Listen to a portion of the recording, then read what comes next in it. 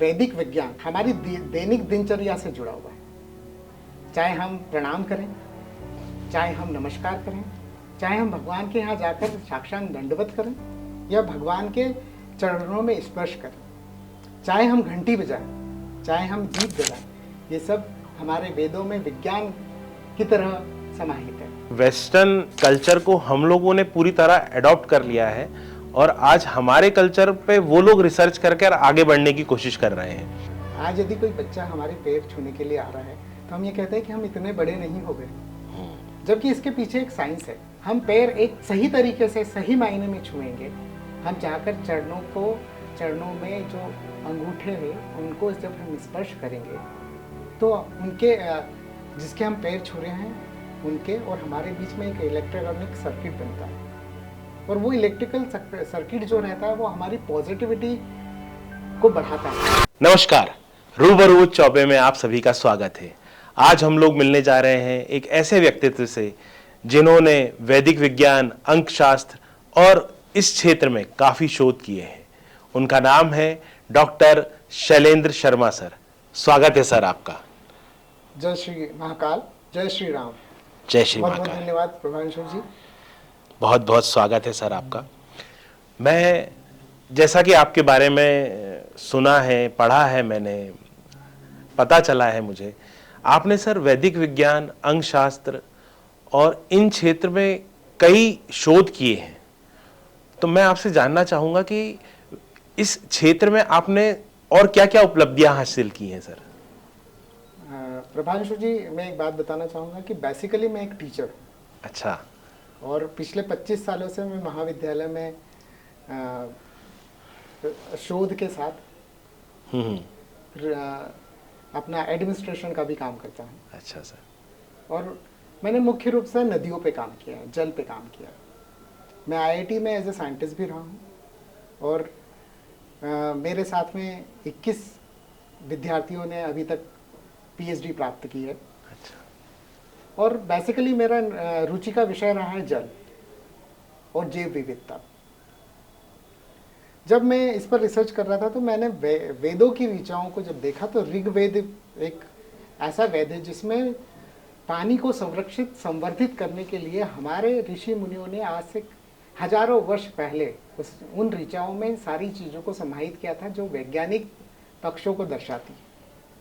तो मेरी रुचि वहीं से बनी और मैंने वेदों को पढ़ना प्रारंभ किया। बहुत बढ़िया सर। मैं जैसा आपने बताया सर, वैदिक विज्ञान के ऊपर आपने शोध किया है।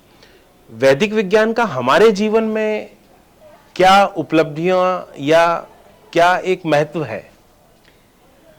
प्रभांशु जी, यदि सही मायने में देखा जाए तो वैदिक विज्ञान हमारी दैनिक दिनचर्या से जुड़ा हुआ है। चाहे हम प्रणाम करें, चाहे हम नमस्कार करें, चाहे हम भगवान के यहाँ जाकर साक्षात दंडवत करें या भगवान के चरणों में स्पर्श करें, चाहे हम घंटी बजाएं, चाहे हम दीप जलाएं, ये सब हमारे वेदों में विज्ञान की तरह समाहित है और हर पक्ष का वैज्ञानिक पहलू है।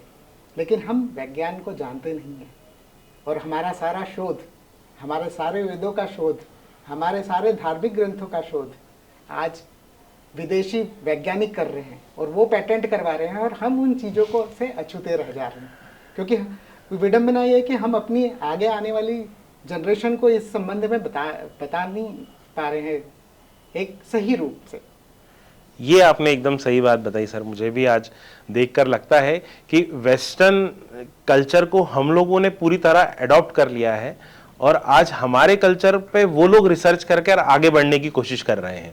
एक समय ऐसा था कि पूरे विश्व गुरु की उपाधि हमारे भारत को मिली हुई थी। आज भी हम लोग हर चीज में हर व्यक्ति से आगे होने की कोशिश कर रहे हैं, पर कहीं ना कहीं हमारा जो एक ज्ञान था, एक हमारा जो विज्ञान था, वो कहीं ना कहीं आज मिस हो रहा है। जो आपने बताया कि आजकल की हमारी यूथ उस चीज पर ध्यान नहीं दे पा रही है या उनको वो ज्ञान मिल ही नहीं पा रहा है, नेक्स्ट जनरेशन को प्राप्ति नहीं हो पा रहा है। तो इन सब में मैं आपसे बिल्कुल जानकारी लेना चाहूँगा सर। और ये हम लोगों का एक कह सकते हैं फॉर्चून है कि हम आपसे मिले और कहीं ना कहीं आज उस चीज़ के लिए हम आपके साथ ये एक पॉडकास्ट शूट कर रहे हैं। तो आप खुद बताइए सर कि वैदिक विज्ञान से अगर हम कुछ जानना चाहते हैं या कुछ पहचानना चाहते हैं तो वो कैसे कर पाएंगे हम? जैसे यदि सही मायने में देखा जाए कि आज हम कहते हैं कि हमारे बच्चों में संस्कार नहीं है, या बच्चे जो है संस्कार विमुख होते जा रहे हैं, ये सही शब्द रहेगा। जी जी जी। क्योंकि हम उनको संस्कार दे नहीं पा रहे।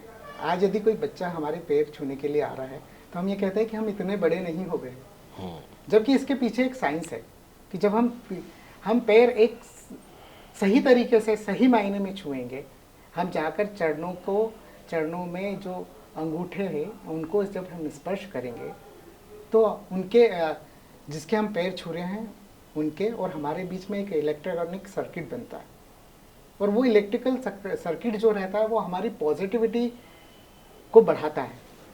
जो व्यक्ति है बड़ा तो निश्चित तौर पर उसमें हमसे ज़्यादा पॉजिटिविटी होगी, तो वो पॉजिटिविटी हमारे अंदर आती है और हमारी नेगेटिविटी ग्रेविटेशनल फोर्स के थ्रू पृथ्वी में चली जाती है। लेकिन आजकल हम बच्चों को पैर छूने के लिए बाध्य भी नहीं कर पाते हैं, न उनको हम संस्कार को रोपित कर पा रहे हैं।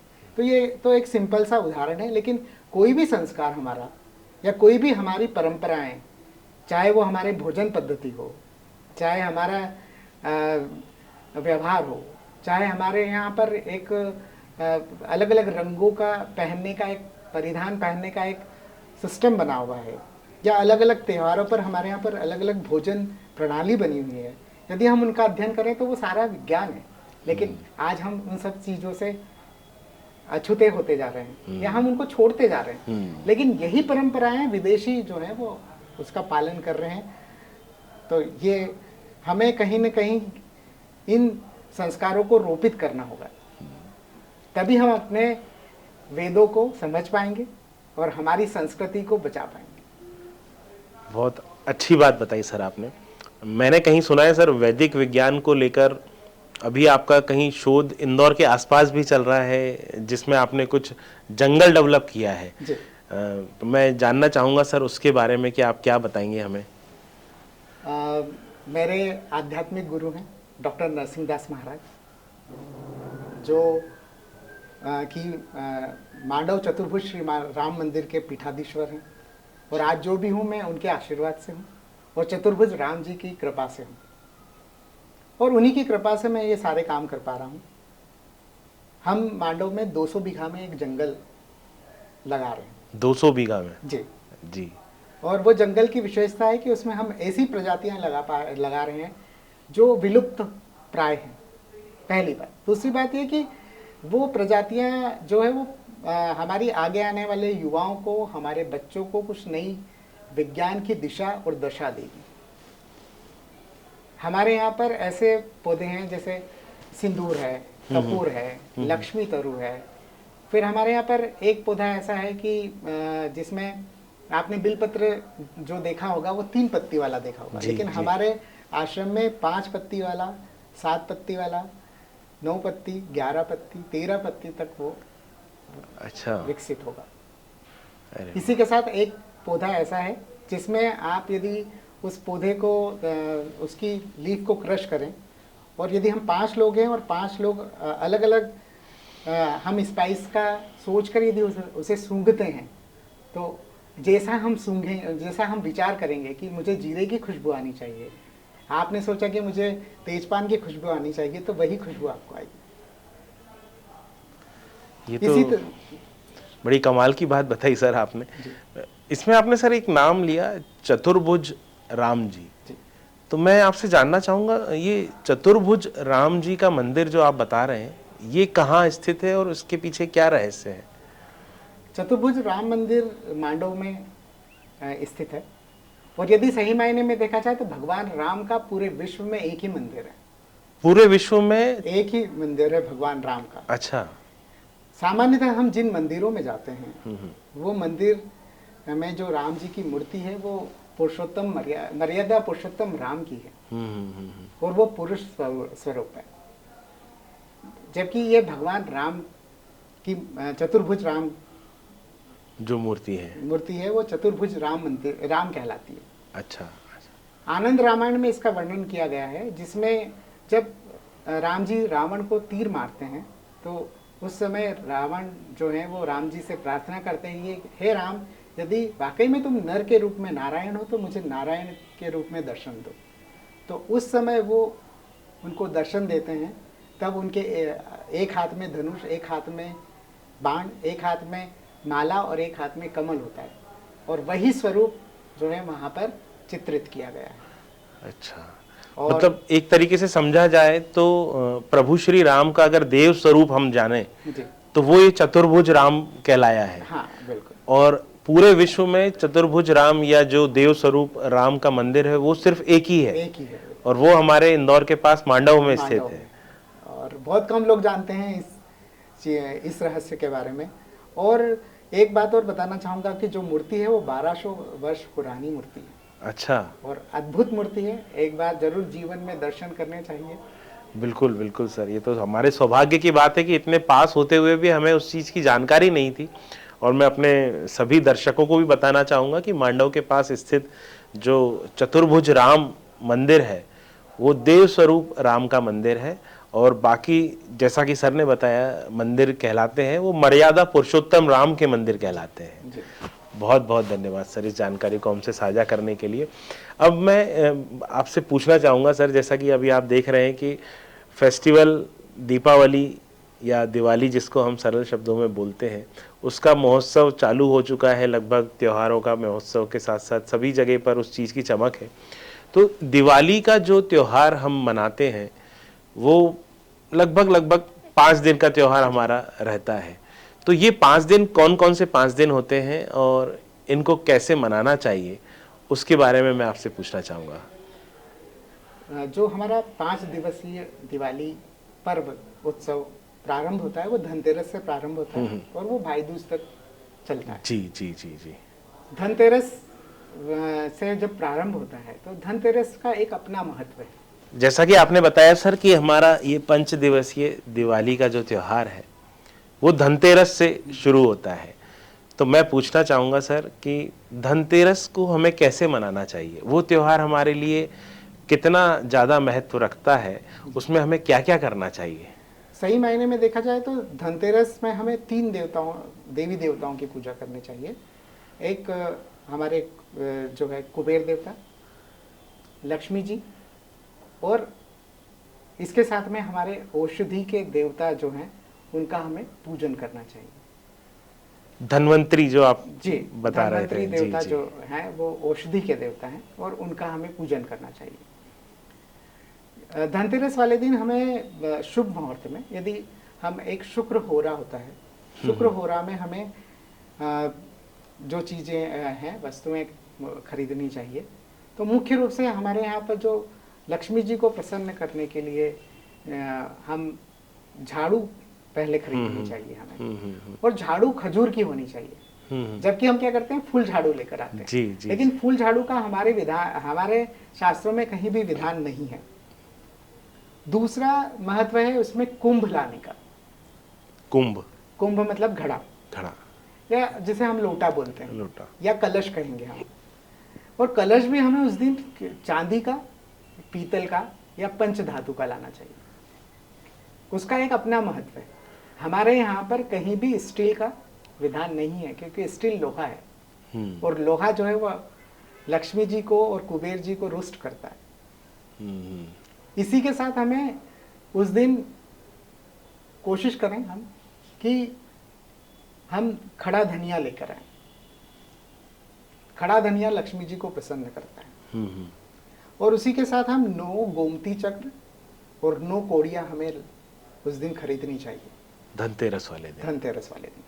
जैसा कि आपने बताया कि कलश खरीदना चाहिए, तो इसका जैसा आपने बोला कि चांदी का होना चाहिए या पीतल का होना चाहिए, तांबे का, तो साइज अगर जैसे कोई चाहे कि छोटा भी, तो छोटा भी ला सकता है। छोटा भी ला सकता है। ये अपनी स्थिति के अनुसार, परिस्थिति के अनुसार लें।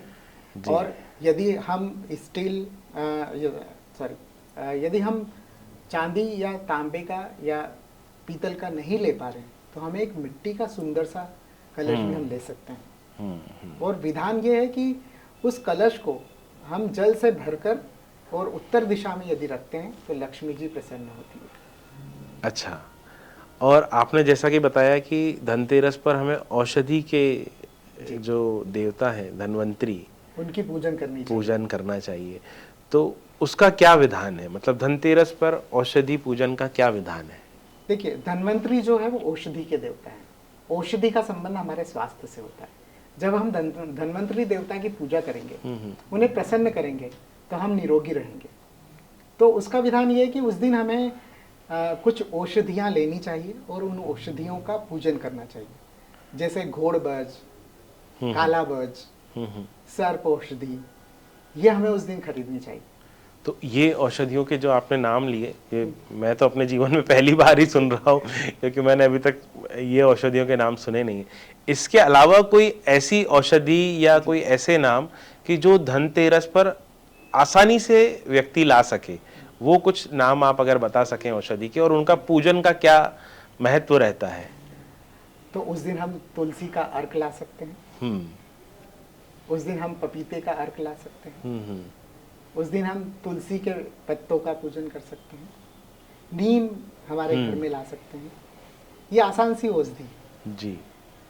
या बेलपत्र, आंवला, आंवला ला सकते हैं। आंवला ला सकते हैं। ये सब ऐसे हैं जिन्हें हम घर में लाकर हमें विधिवत शाम के समय प्रदोष काल में हमें इनका पूजन करना चाहिए। और इनका पूजन करके हमें ये प्रार्थना करनी चाहिए कि हे धन्वंतरी देव, हमें निरोग बनाए, हमें स्वस्थ रखे, हमारे घर को सुखी और स्वस्थ बनाए। पहला दिन आपने बताया कि जैसे कि धनतेरस पे हमें कुबेर देवता का पूजन करना चाहिए, लक्ष्मी जी का करना चाहिए, धन्वंतरी देव का पूजा करना चाहिए। दूसरे दिन की अगर हम बात करें तो दूसरे दिन आपने बताया रूप चौदस। तो रूप चौदस का क्या महत्व है हमारे जीवन में, और उस दिन हमें क्या करना चाहिए, या इसको नरक चौदस भी बोलते हैं? नरक चौदस भी कहते हैं। एक्चुअली में इस दिन भगवान श्री कृष्ण ने नरकासुर का वध किया था। और इसीलिए इसे नरक चौदस के नाम से भी जाना जाता है। और रूप जो है वो संबंधित है सौंदर्य से। और सौंदर्य का विधान आप देखते हैं कि श्री कृष्ण से मनमोहक कोई और कोई ही नहीं सकता। तो इस दिन का ये विधान है कि सुबह हमें ब्रह्म मुहूर्त में 3 से 5:30 के बीच में उठकर स्नान करना चाहिए। और स्नान करते समय हमें ध्यान रखना चाहिए कि हम अपने स्नान के जल में काले तिल डालें या तिल का तेल डालें। और उसके पहले स्नान के पूर्व हम उपटन यदि लगाकर और फिर स्नान करते हैं तो वो हमारे रूप को, सौंदर्य को निखारता भी है और हमें निरोगी भी बनाता है। क्योंकि जब हम उपटन की बात करते हैं तो हम उसमें उसकी सामग्री में हम लेते हैं बेसन, बेसन के साथ में हम चंदन, चंदन के साथ हम गुलाब जल, गुलाब जल के साथ हम जो है कभी कभी उसमें अलग अलग तरह के उपटन बनाते हैं। तो मुख्य रूप से ये उपटन बनाते हैं। लेकिन उपटन से जब हम अपने आप को मलते हैं तो हमारे जो स्किन के पोर से यदि वैज्ञानिक पहलू को देखा जाए तो हम नॉर्मली इस तरह का स्नान नहीं करते हैं। लेकिन जब हम उपटन लगाकर करेंगे तो हमारे जो स्किन के पोर्स हैं वो खुल जाएंगे और स्किन जो रहेगी वो रिंकल फ्री हो जाएगी। तो ये तो आपने एक वैदिक साइंस से रिलेटेड हमें बताया कि सुबह 3 से 5:30 ब्रह्म मुहूर्त। पर आजकल का जो आपको यूथ पता है या जो एक दिनचर्या रहती है व्यक्ति की, उसमें अगर सुबह ब्रह्म मुहूर्त में उठ पाना संभव नहीं है तो उसके अलावा क्या उपाय कर सकते हैं, या किस देवता का ऐसा पूजन कर सकते हैं कि उस दिन उन्हें वो सारी चीजें प्राप्त हो जो सुबह नहाने से या उससे प्राप्त हो सकती हैं? देखिए, विधान तो वही कहता है, लेकिन यदि हम एक दिन तो वर्ष में उठ ही सकते हैं जी, लेकिन जी। नहीं किसी वजह से उठ पा रहे हैं, क्योंकि आजकल की जो दिनचर्या है और जो जिस हिसाब से नौकरी पेशा के लोग हैं उनकी नाइट शिफ्ट होती है या सेकंड शिफ्ट होती है, तो उसमें हम ये कर सकते हैं कि 6 से 7:30 के बीच में उठे तो बहुत ही अच्छा है। यदि हम तब भी नहीं उठ पाए तो 9 बजे के पहले हम स्नान कर लें उपटन लगाकर, तो ज़्यादा अच्छा रहेगा। और इस दिन किसी देवी देवता की पूजा? हाँ बिल्कुल, इस दिन हमें कृष्ण भगवान को पूजना चाहिए, कृष्ण भगवान के मंत्र का जाप करना चाहिए और इस दिन घर में मोर पंख जरूर लाना चाहिए। अच्छा, मोर पंख का यह विधान है कि मोर पंख से भगवान श्री कृष्ण प्रसन्न होते हैं। तो रूप चौदस के दिन अगर हम बात करें या नरक चौदस के दिन बात करें तो मोर पंख का एक अलग महत्व रहता है। हाँ, मोर पंख का एक अलग महत्व है, क्योंकि मोर पंख कान्हा जी को प्रिय है। और मोर पंख जो है वो एक समृद्धता और संपन्नता का प्रतीक भी है। और मोर एक आनंद स्वरूप भी है। यदि आप देखिए, जब मोर नाचता है तो हम भी झूम उठते हैं। तो घर में आनंद का वातावरण बने, सुख समृद्धि हो, इसलिए हमें उस दिन मोर पंख लाना चाहिए। जी पंडित जी, आपने एक चीज और बताई, जैसे अभी बीच में प्रदोष काल एक नाम लिया आपने। इस बार आपको जैसा कि पता होगा कि एक बहुत बड़ा आपसी एक क्या कह सकते हैं कि कंफ्यूजन रहा लोगों के बीच में कि हमें दिवाली जो है वो 31 अक्टूबर को मनाना चाहिए या दिवाली हम 1 नवंबर को मनाएं। तो ये जो एक कन्फ्यूज़न है कि दिवाली 31 अक्टूबर को मनाना है या 1 नवंबर को मनाना है, तो इस पे थोड़ा सा आप प्रकाश डालना चाहेंगे? निश्चित तौर पर यदि सही मायने में देखा जाए तो हम लक्ष्मी पूजन जो है वो प्रदोष काल से मध्य रात्रि के समय करते हैं। और जो अमावस्या प्रारंभ हो रही है वो 31 अक्टूबर को 3:12 से प्रारंभ होगी और वो रहेगी 1 नवंबर को 6:12 तक। और हमारे विधान के अनुसार हमें हमेशा लक्ष्मी का जो पूजन है वो स्थिर लग्न में और प्रदोष काल से मध्य रात्रि के मध्य करना चाहिए। इसलिए 31 अक्टूबर को यदि हम दीपावली पर्व मनाते हैं तो वो हमारे लिए बहुत ज़्यादा शुभ होगा। अच्छा, और जैसा कि आपने बताया कि 31 अक्टूबर को इस बार हमें दिवाली मनाना चाहिए, क्योंकि हमारी जो दिवाली मनाने का एक तरीका है वो रात्रि काल में होता है, जो आपने एक प्रदोष काल जिसका महत्व बताया, मध्य रात्रि तक, मध्य रात्रि तक मनाना चाहिए। अब धनतेरस, रूप चौदस, और अब बात करते हैं उस दिन की लक्ष्मी पूजन की, जिसके लिए हर साल लोगों को बड़ा एक इंतजार रहता है, एक उत्साह रहता है। लक्ष्मी पूजन पर हमें क्या क्या करना चाहिए? देखिए, लक्ष्मी पूजन में सबसे पहले मैं वही बताना फिर से चाहूँगा कि ब्रह्म मुहूर्त में उठकर हमें स्नान करना चाहिए और स्नान करने के साथ में हमें भगवान की पूजा करना चाहिए। इसी के साथ जब हम शाम को प्रदोष काल में लक्ष्मी का पूजन करें तो लक्ष्मी के पूजन की सामग्री हमें पहले से ले लेनी चाहिए।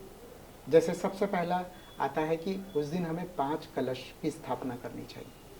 ये 5 कलश चांदी, तांबा, पीतल, पंचधातु, मिट्टी, इनमें से कोई भी हो सकते हैं, या हम सभी तरह का एक एक धातु के एक एक कलश लें और उन कलश को हम एक कलश में हम जल भरें, एक कलश में हम बताशे रखें, एक में हम मिष्ठान रखें, एक कलश में हम अक्षत रखें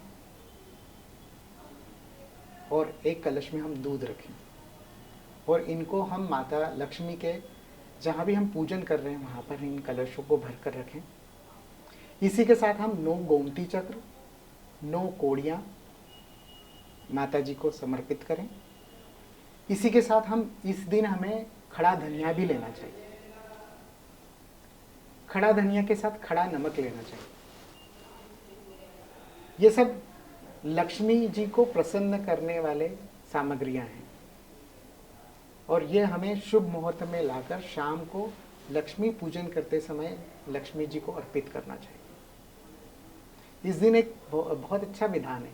हमारे यहाँ पर मिष्ठान जो होता है, यदि सही मायने में देखा जाए तो जब हम लक्ष्मी जी का पूजन करते हैं तो धनिया तो रखेंगे, लेकिन उसके साथ गुड़ और मिश्री जो देशी आती है वो रखनी चाहिए।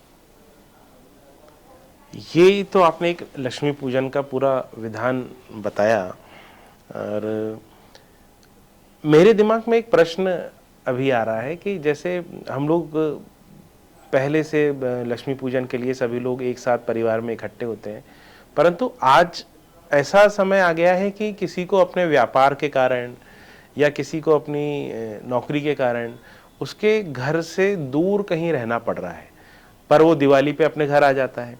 अब उसकी इच्छा ऐसी होती है कि मैं जहाँ रह रहा हूँ वहाँ भी दीपावली का पूजन हो या लक्ष्मी जी का मैं पूजन करूँ। परंतु दिवाली वाले दिन अगर वो अपने घर पर है और उसका एक व्यापारिक या एक नौकरी वाला शहर अलग है, तो उस तरीके के वातावरण में वो क्या कर सकता है कि अगर उसकी इच्छा है कि मैं जहाँ नौकरी कर रहा हूँ वहाँ भी वहाँ मैं भी पूजन करें। उस घर में भी लक्ष्मी जी का पूजन करूँ, परंतु आज मेन दिवाली के दिन अगर वो अपने घर पर है तो वो वापस अगर अपने शहर में जाता है दिवाली के बाद, तो क्या वो लक्ष्मी पूजन कर सकता है? हाँ, बिल्कुल कर सकता है। वो कार्तिक पूर्णिमा वाले दिन लक्ष्मी पूजन अपने जहाँ भी वो वर्किंग में है वहाँ जाकर वो कर सकता है। और कार्तिक पूर्णिमा का एक अपना महत्व है। अच्छा। और पूरा कार्तिक मास ही माँ लक्ष्मी को प्रसन्न करने का एक मास है, जिसमें हम कोई भी विधान करते हैं तो निश्चित तौर पर माँ प्रसन्न होती है और वो हमें सुख समृद्धि प्रदान करती है। एक सर आपने अभी नाम लिया बीच में, शुक्र होरा, तो मैं आपसे जानना चाहूंगा ये शुक्र होरा क्या होता है? मतलब ये शब्द किस चीज के लिए है? ये कोई टाइमिंग है या कोई ऐसा शुभ समय रहता है? तो शुक्र होरा के बारे में आप थोड़ा सा हमें बताइए। शुक्र हो रहा है, एक बहुत शुभ मुहूर्त काल होता है ना। सामान्यतः लक्ष्मी जी को प्रसन्न करने के लिए, शुक्र देवता को प्रसन्न करने के लिए ये एक शुभ हो रहा होता है, जिसमें यदि हम कोई भी काम करते हैं या लक्ष्मी मंत्र करते हैं तो उसका हमें 100 गुना और ज़्यादा फल मिलता है। अच्छा। यदि प्रतिदिन हम शुक्र होरा में एक मंत्र है श्रीम, उसका यदि जाप करें तो निश्चित तौर पर माँ लक्ष्मी प्रसन्न होती है। और उसका एक और तरीका है कि यदि हमें माँ लक्ष्मी को प्रसन्न करना है तो हमें केसर या चंदन या गुलाब का इत्र लेना चाहिए। उसे हमें दोनों हथेलियों पर लगाकर और फिर 108 बार श्रीम श्रीम श्रीम ऐसा यदि मंत्र का जाप करते हैं तो निश्चित तौर पर जो हमारे आर्थिक संकट है वो दूर होंगे। अच्छा। और ये सारे रिसर्च के बाद ही मैं आपको बता रहा हूँ। मैंने खुद ने अपने आप पर भी आजमाया है और दूसरे लोगों को भी जब मैं बताता हूँ तो ये एक चमत्कारिक मंत्र है। लेकिन हर जगह हमारी आवश्यकता है एक ही चीज़ की कि हमें श्रद्धा और विश्वास ये रखना होगा, तभी हम करेंगे। फॉर्मेलिटी में से यदि हम कर रहे हैं तो माँ लक्ष्मी वैसे ही हमें फॉर्मेलिटी जैसा ही प्रसन्न होंगी और फिर हम कहेंगे कि हमें फल नहीं मिल रहा है। इसलिए हम कोई भी चीज़ करें, एक बहुत छोटा सा मंत्र है एक शब्द का श्री, लेकिन उसका चमत्कार आप देखिए आपके जीवन में। एक पर्टिकुलर समय पर जब आप शुक्र हो रहा में वो मंत्र करते हैं तो वो चमत्कारिक मंत्र। तो ये जो श्रीम मंत्र आपने बताया, अगर किसी को शुक्र होरा पता करना है जी, तो वो कहाँ से पता कर सकता है? किस कैलेंडर से, पंचांग से, या अगर कोई एप्लीकेशन ऐसी हो तो? आप सभी आजकल हम सभी लोग एंड्रॉयड मोबाइल यूज़ करते हैं, उसमें एक ड्रीक पंचांग आता है। हाँ। उस ड्रीक पंचांग को आप लोड कर लीजिए, एप्लीकेशन अपलोड कर लीजिए। उसके बाद में उसमें आप देखेंगे जैसे ही आप ओपन करेंगे तो दैनिक मुहूर्त आता है। दैनिक मुहूर्त में जब आप जाएंगे तो वहाँ पर होरा मुहूर्त आता है। और होरा मुहूर्त में आप देखेंगे तो शुक्र होरा आ जाएगा। शुक्र होरा में आप कीजिए। जैसे आज शुक्र हो रहा था 12:08 से था। अच्छा। अगर हम दिवाली वाले दिन पंडित जी ये पूछना चाहें कि उस दिन शुक्र होरा का समय क्या है तो कैसे पता चलेगा? वो 3:58 से प्रारंभ हो रहा है। अच्छा। तो वो रहेगा 4:08 तक रहेगा। और रात्रि के समय भी शुक्र हो रहा है जो प्रारंभ होगा 11:40 से लेकर 12:12 तक। अच्छा। और यदि सही मायने में देखा जाए तो लक्ष्मी पूजन जब हम करते हैं तो बहुत सारी सामग्रियां हमारे यहाँ पर हमारे विधान में है। जितनी सामग्रियां हम एकत्रित कर सकें उतनी करें। नहीं हो पाए तो हमें उसका कुछ रोष भी नहीं मनाना चाहिए कि मैं ये अर्पित नहीं कर पाया। लेकिन जो भी आप अर्पित करें, जो भी समर्पित करें माँ को, वो श्रद्धा के साथ करें, विश्वास के साथ करें कि आप प्रसन्न हो, हमारे घर में सुख समृद्धि हो, सुख शांति हो। और हर व्यक्ति यही चाहता है। उस दिन विधान ये है कि हम गन्ने भी घर में लाते हैं और गन्नों का भी हम पूजन करते हैं। माँ लक्ष्मी को 5 फल उस दिन समर्पित करने चाहिए, जिसमें विशेष महत्व है सिंघाड़े का भी। इसके साथ में हमें कमल का फूल, लेकिन जो अभी कमल के फूल आ रहे हैं ये भी सही मायने में देखा जाए तो ये ओरिजिनल कमल नहीं है। अच्छा। ओरिजिनल कमल जो होता है उसमें सेंटर जो पार्ट होता है उसमें एक गादी बनी हुई होती है, और यदि कहीं मिल जाए तो वो समर्पित करना चाहिए। अच्छा। और इसलिए माँ लक्ष्मी को लाल रंग पसंद है, इसलिए लाल रंग के पुष्प जैसे गुड़हल का पुष्प समर्पित करें, गुलाब के फूल समर्पित करें, हम अपना कमल के फूल समर्पित कर सकते हैं, जिससे माँ प्रसन्न होती है। एक लक्ष्मी पूजन पर आप देखते हैं कि इस वक्त सभी लोग अलग अलग तरह के विग्रह लेकर आते हैं घर पे, या मूर्ति पूजा करते हैं। तो इस पर आप क्या कहना चाहेंगे कि लक्ष्मी पूजन किस तरह की तस्वीर या फोटो का करना चाहिए, या किस विग्रह का करना चाहिए जिससे आदमी को ज़्यादा लाभ मिले? देखिए, जो हमारे यहाँ पर सामान्य रूप से मिलता है वो लक्ष्मी जी का चित्र गणेश जी के साथ, सरस्वती जी सरस्वती जी के साथ मिलता है। लेकिन यदि सही मायने में देखा जाए तो लक्ष्मी जी तभी प्रसन्न होंगी जब हम उनका पूर्ण रूप से पूजन करें, अर्थात उनके स्वामी के साथ हम पूजन करें। अच्छा। अर्थात हम ऐसी, हमारे यहाँ पर मूर्ति भी होती है या तस्वीर होती है लक्ष्मी नारायण की, तो हम यदि नारायण जी के साथ लक्ष्मी हैं, और यदि सही मायने में देखा जाए तो जो शेष नाग पर लेटे हुए नारायण हैं और लक्ष्मी जी उनके पैर दबा रही हैं, वो उस दिन चित्र या मूर्ति हमारे यहाँ पर यदि पहले से मौजूद है तो हमें उसका पूजन करना चाहिए। और जो लक्ष्मी जी की हमारे पास यदि मूर्ति है, चांदी की है या पीतल की है, चांदी और पीतल या की जो मूर्ति रहती है, उसको हमको दक्षिणावर्ती शंख से उसका अभिषेक करना चाहिए। अच्छा। ये हमारा विधान है, क्योंकि दक्षिणावर्ती जो शंख है उसका अपने आप में एक बहुत महत्व है, जो लक्ष्मी जी के साथ में लक्ष्मी नारायण, मतलब नारायण जी को भी आकर्षित करता है। और निश्चित तौर पर जब हम लक्ष्मी जी का पूजन कर रहे हैं और यदि हम नारायण को पूजन नहीं करेंगे तो लक्ष्मी जी प्रसन्न कैसे होंगे? अच्छा।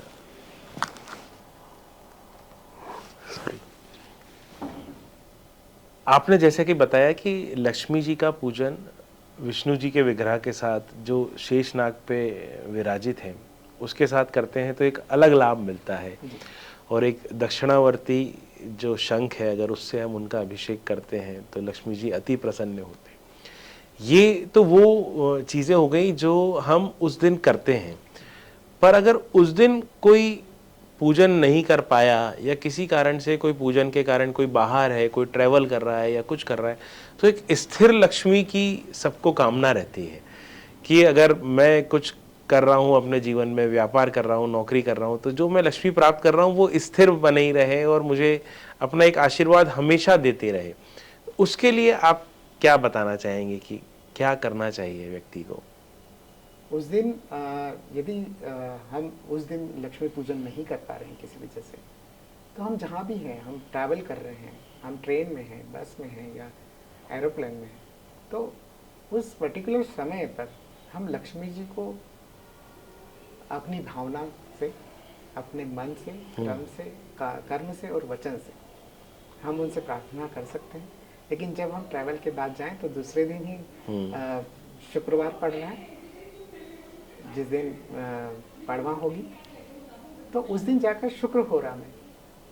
शुक्रवार को शुक्र होरा में आप लक्ष्मी जी का पूजन कर सकते हैं। और लक्ष्मी जी का पूजन करने के साथ एक हमारे यहाँ पर और एक विधान है कि हमारे यहाँ पर नींबू होता है, और नींबू जो है वो लक्ष्मी जी का प्रतीक माना जाता है जब उसमें एक धारी उत्पन्न हो जाती है। अच्छा। वो एक धारी नींबू कहलाता है। तो ये एक धारी नींबू कहीं अलग से मिलता है कि ये जनरली मिल जाता है? जनरली सामान्य रूप से तो नहीं मिलेगा। हाँ। लेकिन आपको जो नींबू बेचते हैं उनके पास जाना होगा या मंडी में जाना होगा, और इसका ये विधान है कि आपको शुक्र हो रहा में चुपचाप वो नींबू लेना है और घर पर उसको लेके आइए, अपने मंदिर में रखिए जहाँ भी अपना मंदिर है, और शाम को शुक्र हो रहा में उस नींबू को आप गंगा जल से और गुलाब जल से स्नान करवाइए। उसके बाद जो धारी होती है उसके मध्य में एक हल्दी का एक तिलक कीजिए, और उसके बाद में आप कुमकुम का तिलक कीजिए। और उसे वहाँ पर रख कर और फिर आप श्रीम का जाप कीजिए 108 बार, और उसे पूरी रात्रि लक्ष्मी जी के पास ही रहने दीजिए। और शनिवार को सुबह प्रातःकाल जल्दी उठकर स्नान करें और उसे अपनी तिजोरी में जाकर रख दें, फिर आप उसका चमत्कार देखिए। तो ये जो एक धारी नींबू का प्रयोग आपने बताया, हाँ।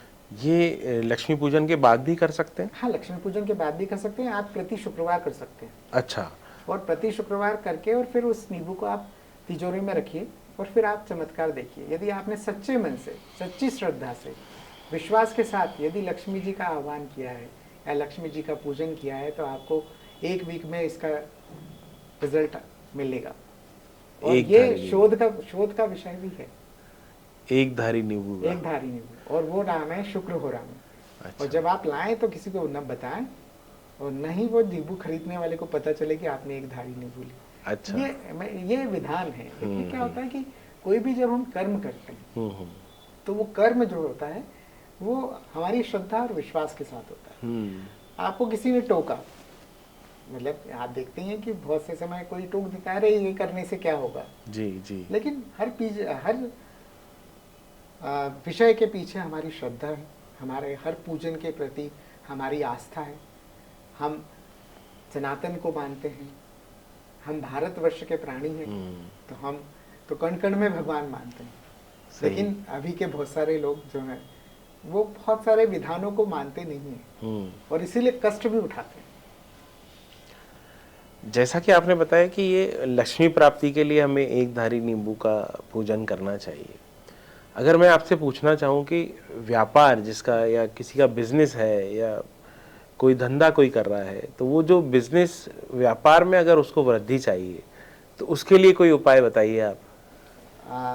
देखिए क्या होता है कि जब हम व्यापार गल्ले पे बैठते हैं या कभी व्यापार कर रहे हैं तो हमें कैसे वहाँ पर हम आपको लक्ष्मी पूजन करनी चाहिए, क्योंकि हर जगह वो एक व्यापार है और वहाँ पर जब हम लक्ष्मी जी का पूजन करेंगे तो निश्चित तौर पर धन आकर्षण का एक केंद्र भी है हमारा व्यापार। इसके लिए ये विधान है कि हमें वहाँ पर शुक्र होरा में जैसा हमने नींबू रखा है वैसा हम वहाँ पर भी वो वाला पूजन भी कर सकते हैं। यदि वो नहीं कर पाते हैं तो हम दूसरा एक विधान है जो हमें अपने गल्ले पर करना चाहिए। सबसे पहले हम देखते हैं कि व्यापार स्थल पर बहुत सारे लोग आते हैं तो नकारात्मक ऊर्जा भी आती है। तो एक विधान ये है कि हमें लक्ष्मी पूजन वाले दिन वहाँ अपने खड़ा नमक और फिटकरी ये दो हमें अपने व्यापार स्थल पर रखना चाहिए, क्योंकि ये नकारात्मक ऊर्जा को अवशोषित करते हैं।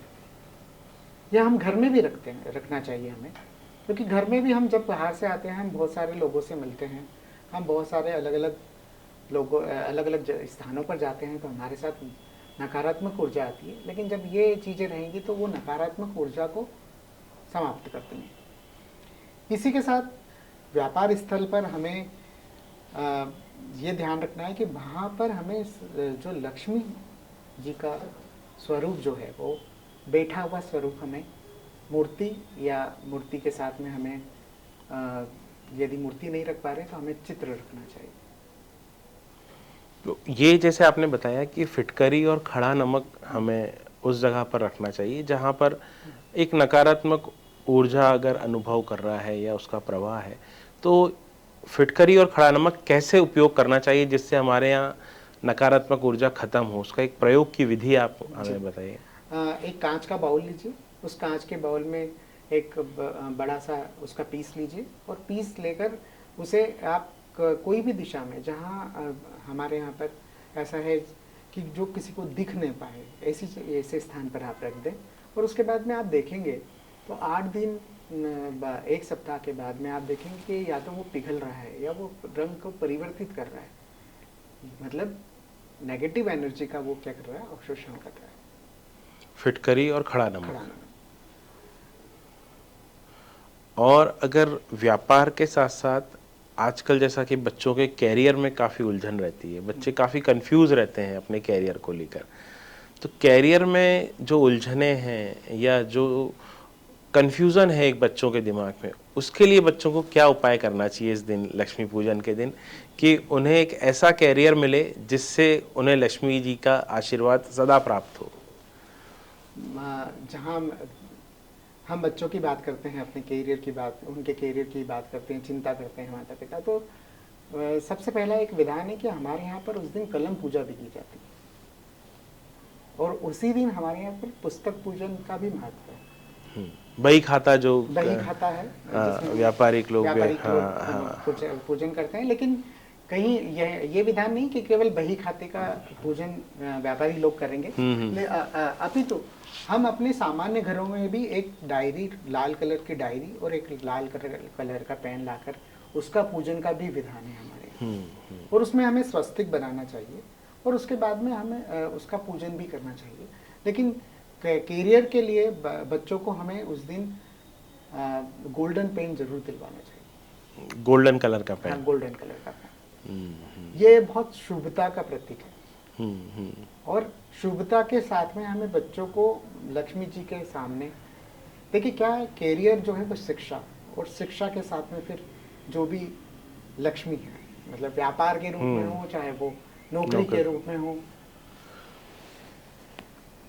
आखिर में हम शिक्षा जब प्राप्त करेंगे तो उसके बाद में हमें धन प्राप्ति की आवश्यकता है। बिल्कुल सही। तो हमें उस दिन लक्ष्मी पूजन के साथ में हमारे बच्चों के लिए या उनके कैरियर के लिए हमें एक तो सिंदूर, गोल्डन पेन जरूर उनके लिए खरीदना चाहिए। और गोल्डन पेन खरीदने के साथ में उन्हें मेरा जहाँ तक अनुभव रहा है, शोध रहा है, कि मैं हमेशा एक सजेशन देता हूँ कि उस दिन बच्चों से हमारा उनके लक्ष्य को लिखवाना चाहिए उस डायरी में, और जो भी लक्ष्य है उसका, कि उसे डॉक्टर बनना है, उसे प्रोफेसर बनना है, उसे साइंटिस्ट बनना है, उसे पत्रकार बनना है, या बहुत बड़ा एंटरप्रेन्योर बनना है, या बहुत बड़ा बिजनेसमैन बनना है, या एमएनसी में जाना है, उसे बोलिए कि उसमें लिखिए, और उसे प्रतिदिन उसको बोलें कि पढ़े। वो पढ़ेगा तभी बढ़ेगा। क्योंकि देखिए, और दूसरा उसको एक सेंटेंस जरूर लिखवाना चाहिए कि आज हम अपने आप को कभी भी बेस्ट नहीं मानते, हम अपनी कमियों को बहुत ढूंढते हैं। यदि एग्जाम्पल के तौर पर मैं बताऊं कि यदि मेरा जैसे रंग सांवला है, तो मैं ये सोचता हूं कि अरे अपने आप को अंडर एस्टिमेट करते हैं। तो जब तक हम अपने आप को बेस्ट नहीं मानेंगे तो दुनिया बेस्ट मानेगी क्या? नहीं। तो हमें बच्चों को ये एहसास करवाना पड़ेगा कि आई एम द बेस्ट। तो हम लिखें उसमें कि मैं सबसे अच्छा हूँ, मैं आई एम द बेस्ट, और उसको बोलें कि रोज पढ़े। ताकि क्या होगा, जब वो उस चीज को पढ़ेगा, देखिए क्या होता है, हमारे यहाँ पर ये सारा आकर्षण ऊर्जा का काम करते हैं। कोई भी चीज़ है, लॉ ऑफ अट्रैक्शन यदि हम देखें तो लॉ ऑफ अट्रैक्शन क्या है कि यदि हम कुछ भी पाना चाहते हैं तो उसके लिए हमें क्या करना पड़ेगा, सोचना तो पड़ेगा। हमारे मन में सकारात्मक विचार लाने होंगे, हमारे आसपास सकारात्मक ऊर्जा लानी होगी, तो वो इसी के थ्रू आएगी कि हम जो भी चीज़ें हैं उसको चाहेंगे, उसको लिखेंगे, पढ़ेंगे, तो वो रोज हम दिन में सोचेंगे कि नहीं, मुझे तो प्रधानमंत्री बनना है, या मुझे तो बहुत अच्छा व्यक्तित्व बनना है, या मुझे कमिश्नर बनना है। और मैं अपना अनुभव बताता हूँ कि जब मैं 11th क्लास में था तो मेरे एक टीचर ने मुझे एक थप्पड़ मारा था, और उन्होंने जो भी उस समय बोला होगा, जोर से, हाँ, जोर से मारा था। हाँ, क्योंकि आजकल तो मेरे को लगता है कि हर स्कूल में ये सब चीजें बैन ही हो गई हैं, क्योंकि वो अब समय रहा नहीं। नहीं, ये बात मैं कर रहा हूँ 90s की। जी जी। और बिना गलती के मारा था, इसलिए उस दिन मुझे, जैसा कि हम देखते हैं कि ऊर्जा, मतलब एक युवा में एक ऊर्जा रहती है, गुस्से का एक अलग लेवल होता है।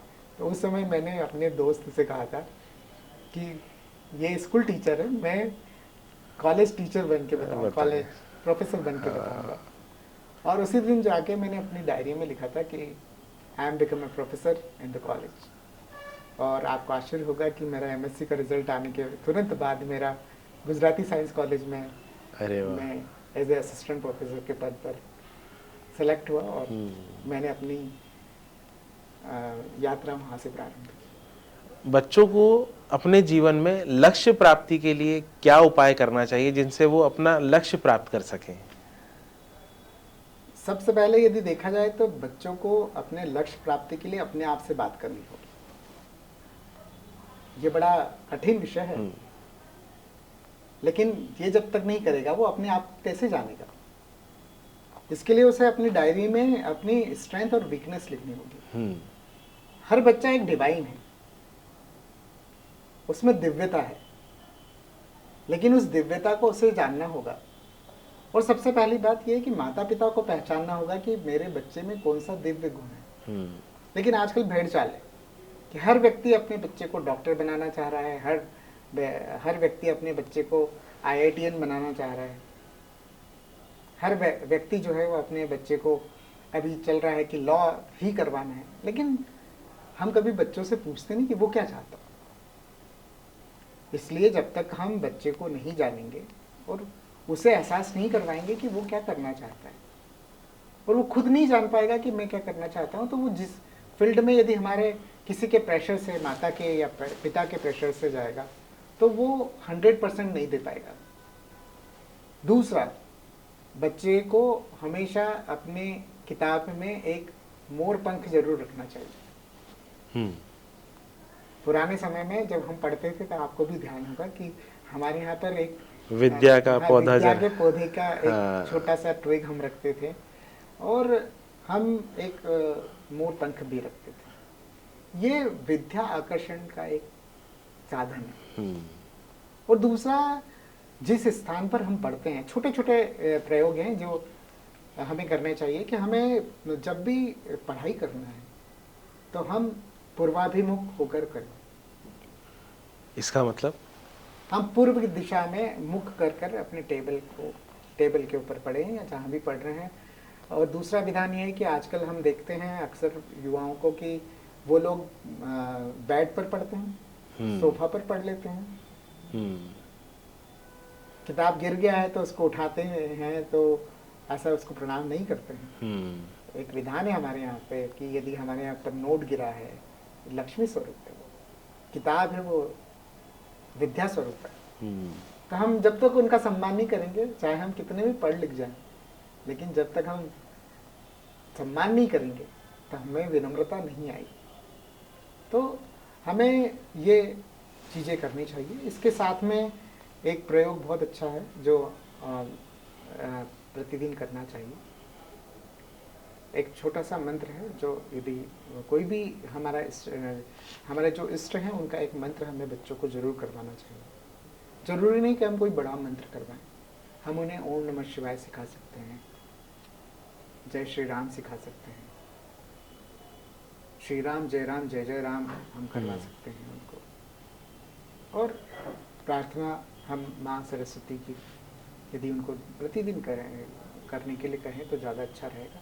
और हमेशा ध्यान रखें कि कोशिश करें कि बच्चों को हम बचपन से ही आदत डालें कि वो इन चीज़ों को सम्मानित करें, ताकि बच्चा जो है वो बचपन से यदि उसमें संस्कार होंगे तो वो बाद में जाकर प्रॉब्लम क्रिएट नहीं करेगा। तो ये एक मैंने कहीं सुना था अफर्मेशन बाउल। जी, तो ये अफर्मेशन बाउल क्या होता है? एक्चुअल में अफर्मेशन बाउल जो होता है, यदि देखा जाए तो ये लक्ष्मी पूजन वाले दिन ही भी बनाते हैं। अच्छा। और लक्ष्मी पूजन वाले दिन हम क्या करें कि एक छोटा सा बाउल लें, धातु का बाउल हो तो ज़्यादा अच्छा है। उसमें भी विधान है कि पीतल या चांदी का हो या पंचधातु का हो। उसमें हम अक्षत भरें, और अक्षत भरने के साथ में, अक्षत भरने के पहले उसमें हम एक सिक्का डालें, और वो भी 1 रुपये का सिक्का डालें।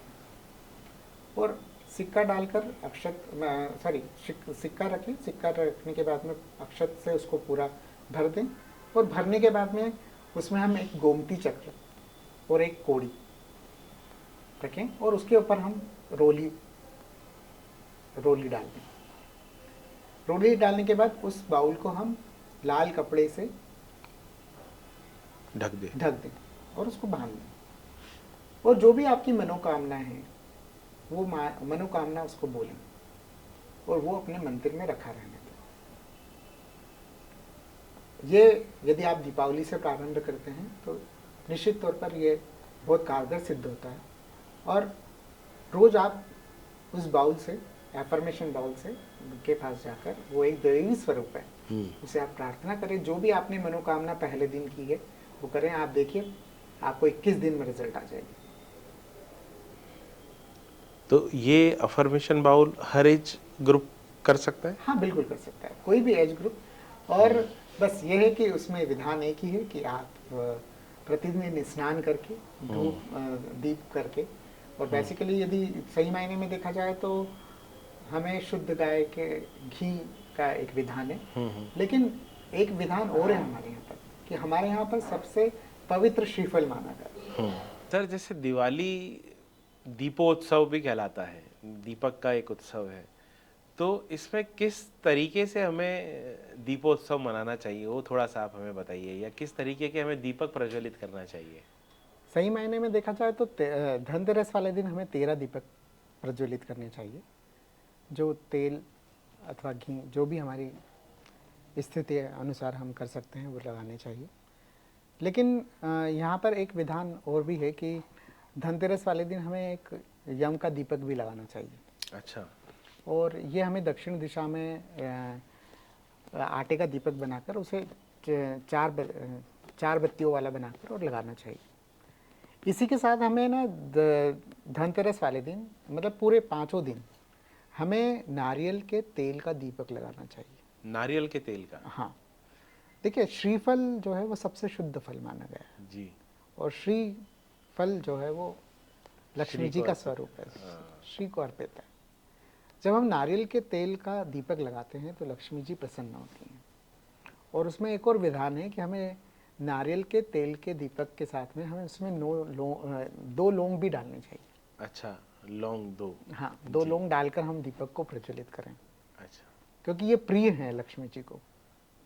और इसी के साथ हमें 5 दिन लक्ष्मी जी का जब हम पूजन करते हैं, चाहे वो सुबह करें या शाम को, जब भी हम करें, धनतेरस का पूजन कर रहे हैं शाम को, हम नरक चौदस वाले दिन स्नान कर रहे हैं, उसके बाद में हम लक्ष्मी जी को प्रतिदिन 5 दिन तक 2 लौंग जरूर समर्पित करें।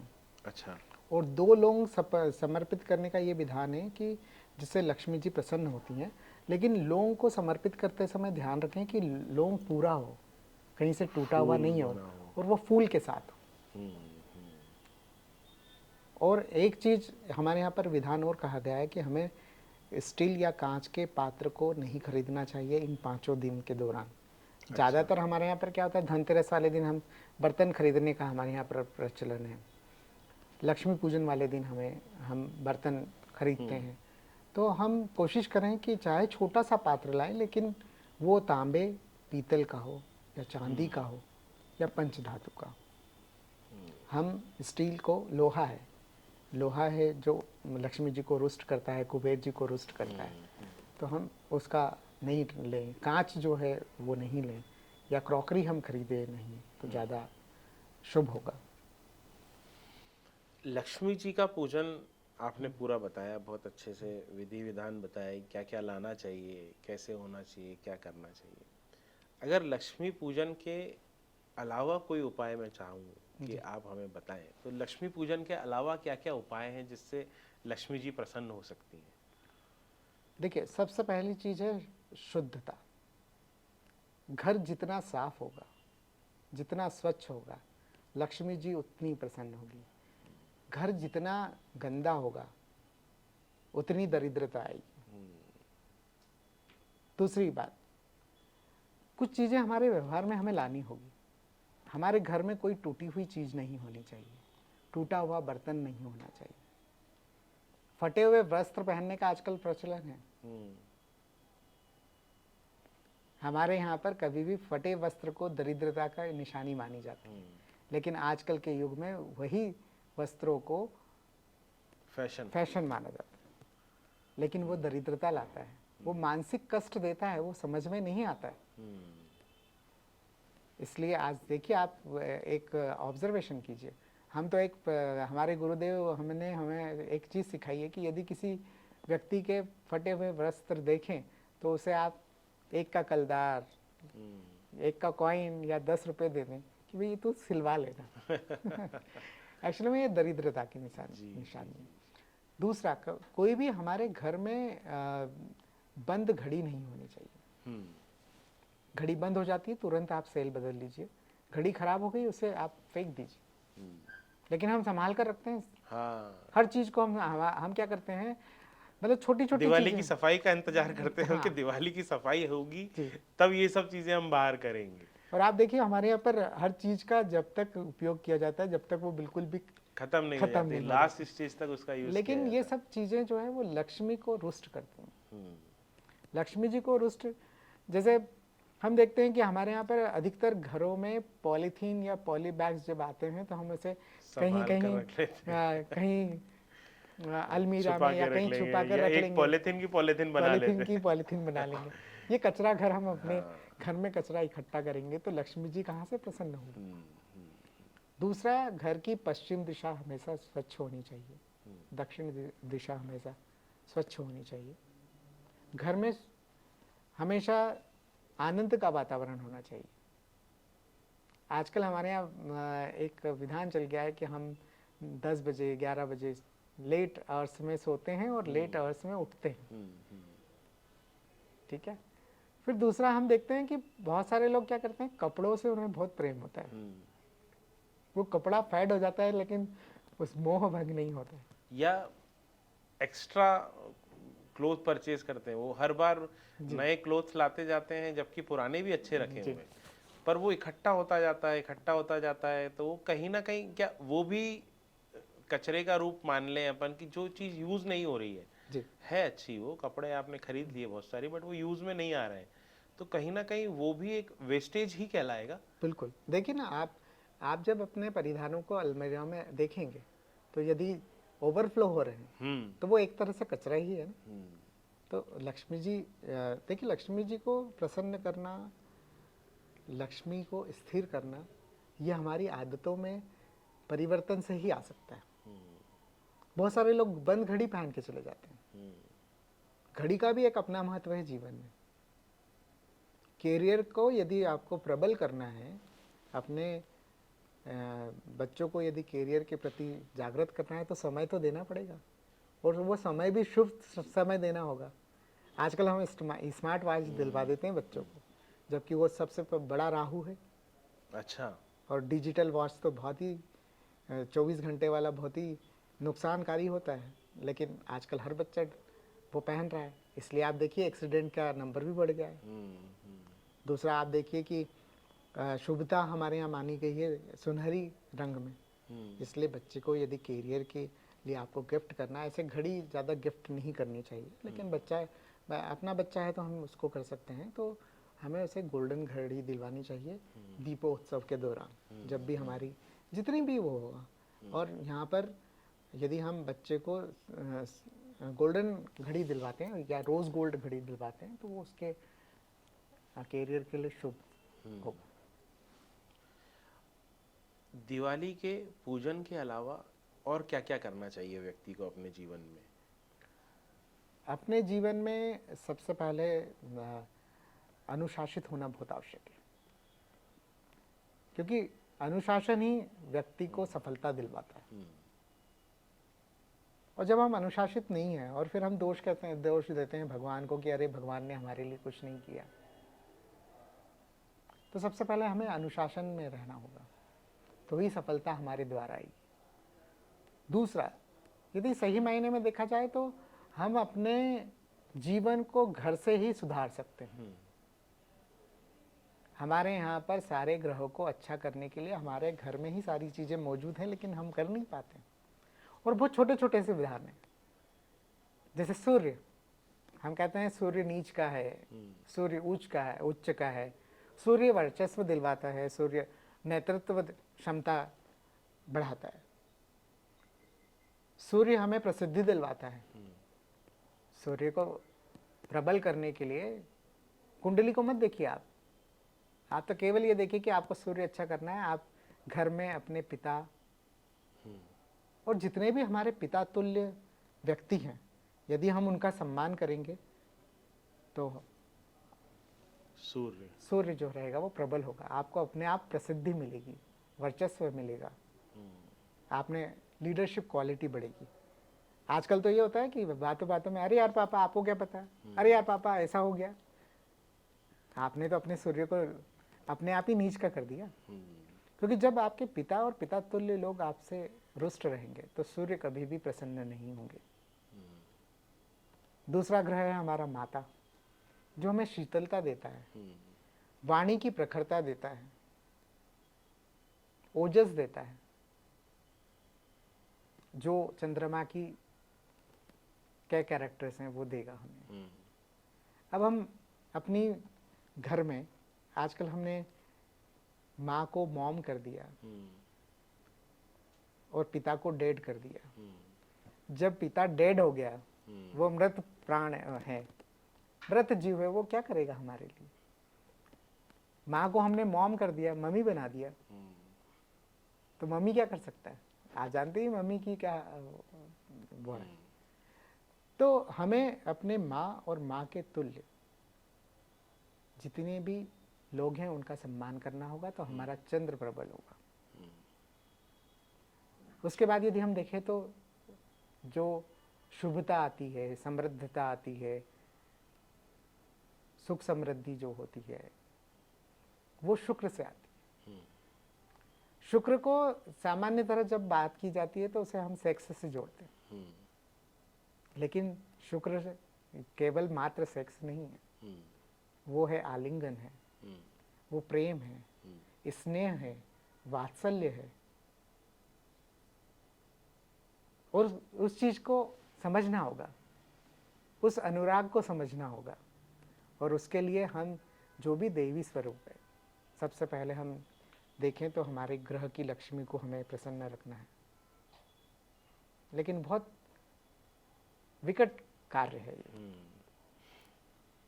और ये यदि देखा जाए तो घर में दोनों के आपसी संबंध बहुत अच्छे होने चाहिए, लेकिन हम घर में बहुत ज़्यादा किसी भी चीज़ को लेकर बहस न करें। आजकल सब लोग वर्किंग हैं, वर्किंग होने के साथ में हम देखते हैं कि काम जो वर्किंग एफिशिएंसी है, हम जब ऑफिस से आते हैं तो हमारी वर्किंग एफिशिएंसी बहुत डाउन हो जाती है, क्योंकि आजकल कोई भी जॉब बिना स्ट्रेस का नहीं रहा है। लेकिन हमें समझना होगा एक दूसरे को, हमें जानना होगा और प्रसन्नता का भाव रखना होगा। और उन्हीं के तुल्य जितने भी लोग हैं, हमारे सबॉर्डिनेट्स हैं, उनसे भी हमें अच्छा व्यवहार करना होगा, तो शुक्र हमेशा हमारा अच्छा प्रबल होगा। यदि हम बात करें शनि की, शनि देता भी बहुत है और लेता भी बहुत है। और ऐसा बोला जाता है कि शनि की साढ़े साथी चल रही है, कुछ भी खराब होगा जीवन में, तो ऐसा नहीं। शनि बहुत शुभ ग्रह है, वो देता है तो छप्पर फाड़ के देता है। लेकिन आप छोटी छोटी बातों से ही शनि को रुष्ट कर देंगे तो कैसे आपको देगा। शनि को सबसे अच्छा खुश करने का जो एक तरीका है वो है कि हमारे यहाँ जितने भी हमारे आसपास जितने लोग काम करते हैं, हमारे सबॉर्डिनेट्स हैं, हम उनको सम्मानित करें। हम उनको जितना सम्मान देंगे उतना ही शनि शुभ होगा। आज हमारे यहाँ ये स्थिति है कि हमसे छोटा कोई व्यक्ति है, प्यून है, यदि वो हमसे उम्र में बड़ा है तो हम उसे आवाज़ देते हैं तो वह उसके नाम से और तू तुकारे से बात करते हैं। यदि हम बात करते हैं बाई की, तो हमारे घर में जो मेड सर्वेंट आती है तो हम उसे बाई से संबोधित करते हैं। हम कोई काम नहीं किया ठीक से हमारे कलीग ने तो हम उससे रोस्ट हो जाते हैं, उसे अपशब्द कह देते हैं, लेकिन हम समझाने का भाव नहीं रखते हैं। आज कोई भी व्यक्ति यदि आपके साथ काम कर रहा है तो काम वो कर रहा है तो वो आपके यहाँ नौकरी ज़रूर कर रहा है, लेकिन नौकरी कर रहा है तो आप उसको सम्मान नहीं देंगे। आप देखिए बड़े बड़े जितने भी बिजनेसमैन हैं, टाटा है, अंबानी है, इनको आप देखिए ये कितना सम्मान करते हैं अपने एम्प्लॉयर का, अपने एम्प्लॉय का इतना सम्मान करते हैं। और देखिए जब तक हमारा कलीग जो है या हमारे साथ काम करने वाला व्यक्ति है या हमारे घर में काम करने वाला व्यक्ति वो खुश नहीं होगा तो शनि भी खुश नहीं होगा। तो ये छोटी छोटी चीज़ें जो हमें जीवन में अपनानी चाहिए। और इनसे हम अपने ग्रहों की शुभता ला सकते हैं। सर एक मैं आपसे पूछना चाहूँगा, एक दीपदान कहा जाता है, हमारे पूर्वज या बड़े लोग कहते हैं, तो उस दीपदान का क्या महत्व रहता है? एक्चुअली में कार्तिक मास में हमारे यहाँ पर दीपदान का एक बहुत महत्व बताया गया है।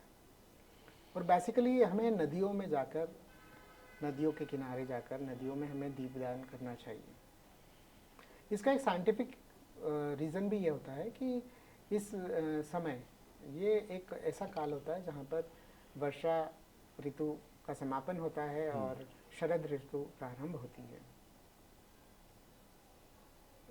यहाँ पर ये होता है कि जो जीव रहते हैं उनको कोई भी भोजन प्राप्त करने के साधन नहीं रहते।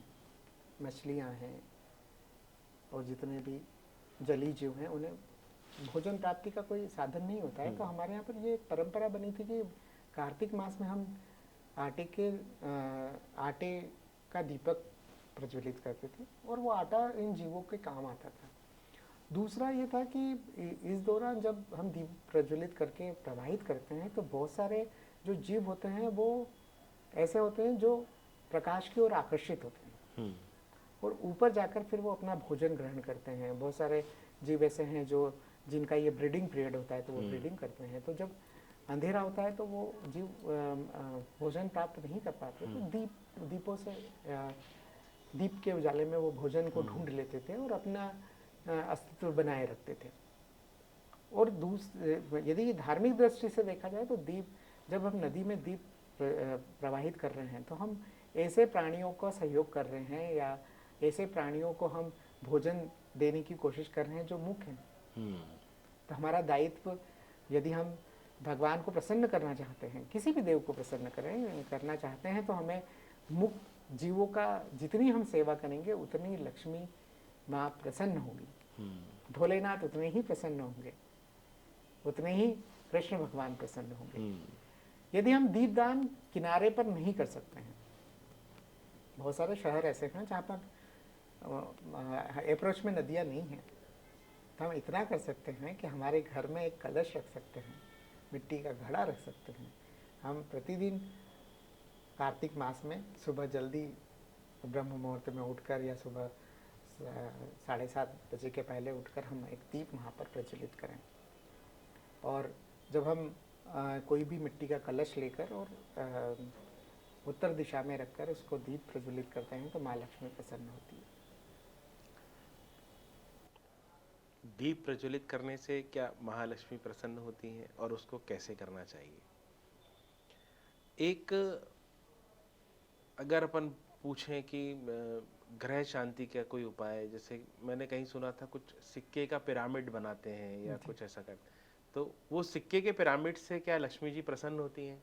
बिल्कुल, क्योंकि देखिए पिरामिड का एक अपनी ऊर्जा होती है। पिरामिड हम दो तरह से वो कर सकते हैं, या तो हम अलग अलग कॉइन्स लेकर अलग अलग कॉइन्स को एक प्लेट में रखकर और पिरामिड बना सकते हैं, और वो एक ऊर्जा का प्रवाह है, एक अच्छी ऊर्जा, सकारात्मक ऊर्जा और लक्ष्मी को आकर्षित करने का एक यंत्र है। या तो हम सिक्कों का पिरामिड बनाकर यदि हम उसे दक्षिण पूर्व दिशा में रखें तो उसका फिर आप चमत्कार देखिए, या लक्ष्मी पूजन वाले दिन या धनतेरस वाले दिन हम तांबे या पीतल का पिरामिड लाकर भी हमारे अपने घर में रख सकते हैं, उसका पूजन कर सकते हैं। ये सब ऊर्जा के केंद्र हैं। कोई भी चीज़, कोई भी विधान हमारे यहाँ बिना वैज्ञानिक कारण के नहीं बना है। हमें आवश्यकता है उसे समझने की, उसे जानने की, और जानेंगे तभी जब हमें जिज्ञासा होगी। आजकल जिज्ञासा जो है वो लगभग, मैं ये कहूँगा कि आजकल जानने की आवश्यकता कोई समझता नहीं है। और ज़्यादातर लोगों को ये लगता है कि गूगल देवता हमारे पास है तो हम बहुत ज्ञानी हैं, लेकिन गूगल देवता में भी बहुत सारी चीज़ें जो है वो सही नहीं है। जब तक हम कोई गुरु से या कोई हमारे शिक्षक से हम फेस टू फेस मोड में नहीं मिलेंगे, नहीं बात करेंगे, कम्युनिकेशन नहीं करेंगे, तो हमें कैसे ज्ञान प्राप्त होगा। आवश्यकता है हमें कम्युनिकेशन पावर बढ़ाने की। आजकल संवाद कहाँ होता है। आज एक घर में यदि 2-4 लोग रह रहे हैं और यदि बच्चों का रूम ऊपर है तो उसको बुलाना है तो आवाज़ देने का कष्ट कोई नहीं करेगा। उसको मोबाइल लगाया जाएगा और बोला जाएगा कि नीचे खाने के लिए आ जाओ, तो कम्युनिकेशन कहाँ रहा? रुद्राक्ष का महत्व क्या रहता है? आप रुद्राक्ष कैरियर में कैसे बच्चों को सहायता प्रदान कर सकते हैं? रुद्राक्ष यदि सही मायने में देखा जाए तो एक ऊर्जा का प्रबल स्रोत है। भगवान रुद्र के अश्रु, हाँ, लेकिन उसमें अप्रतिम ऊर्जा है, लेकिन उसे समझने की, उसे धारण करने का विधान है जो हमें आना चाहिए। रुद्राक्ष एक मुखी से लेकर 21 मुखी तक होते हैं, उनका सभी का अपना विधान है। यदि शिक्षा के लिए तो देखा जाए तो 3 मुखी रुद्राक्ष सबसे शुभ माना जाता है,